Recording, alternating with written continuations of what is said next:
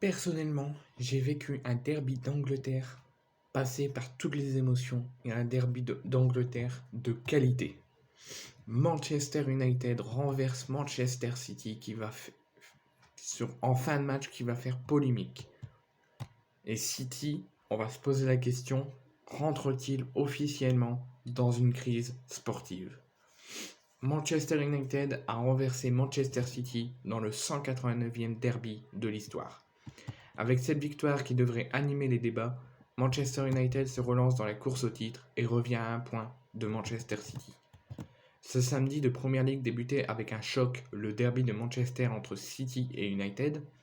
D'un côté, la formation de Pep Guardiola qui ne va spécialement bien ces derniers matchs, avec notamment cette élimination en League Cup face à Southampton ou ce match nul en championnat face à Everton lors du Boxing Day. De l'autre, l'équipe d'Erik ten Hag qui brille depuis plusieurs semaines et qui reste invaincue depuis 6 rencontres.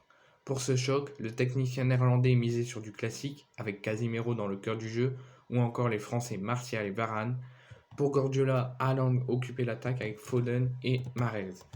En début de rencontre, sans surprise, c'est Manchester City qui monopolisait le ballon. Mais comme lors des derniers matchs, les Citizens semblaient très peu aspirés dans le cuir et ne faisaient aucune différence.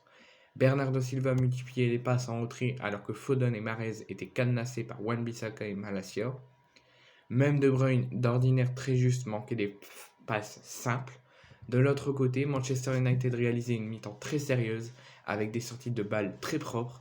Marcus Rashford se procurait même l'occasion la plus dangereuse du match.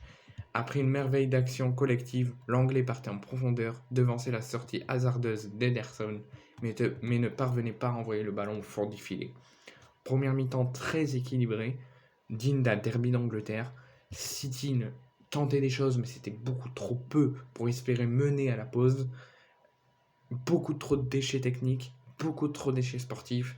Manchester United était vraiment au-dessus, faisait une première mi-temps de qualité, et ça fait match nul à la mi-temps. Retour des vestiaires, les hommes de Pep Guardiola revenaient avec de meilleures intentions pour faire une meilleure deuxième mi-temps et mettaient un petit peu plus d'intensité et étaient mieux inspirés. Plus tranchants dans leurs appels, les coéquipiers de De Bruyne trouvaient la faille de manière assez logique. Le Belge déposait une merveille de centre sur la tête de Grealish qui venait tout juste d'entrer en jeu, 1 minute sur le terrain, 60e minute, 1-0 pour City. On s'attendait alors à voir Manchester City dérouler face à une équipe de United qui baissait le rythme du jeu, la dynamique et qui semblait moins appliquée techniquement qu'en première mi-temps. Et c'est ce qui s'est passé jusqu'à ce fait de jeu très surprenant dans les derniers instants. Sur une contre-attaque, Casemiro lance en profondeur Marcus Rashford très largement hors jeu. L'Anglais s'en allait seul au but, mais au dernier moment, c'est Bruno Fernandes qui surgissait pour placer une frappe qui trompait Henderson.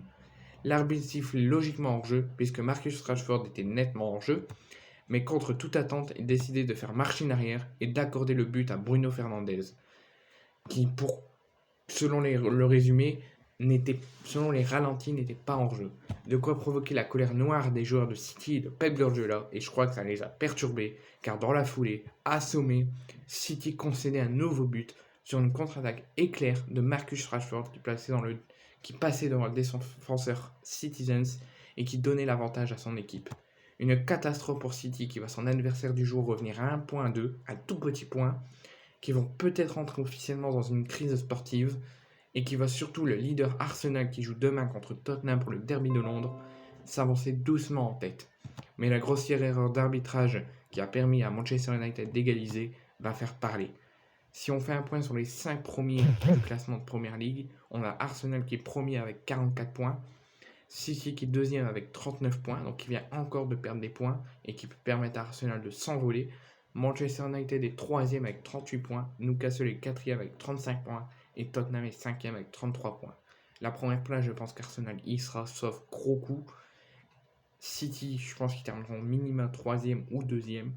Donc ces 5 premières places sont très serrées comme en championnat de Ligue. Mais c'était un derby d'Angleterre de folie.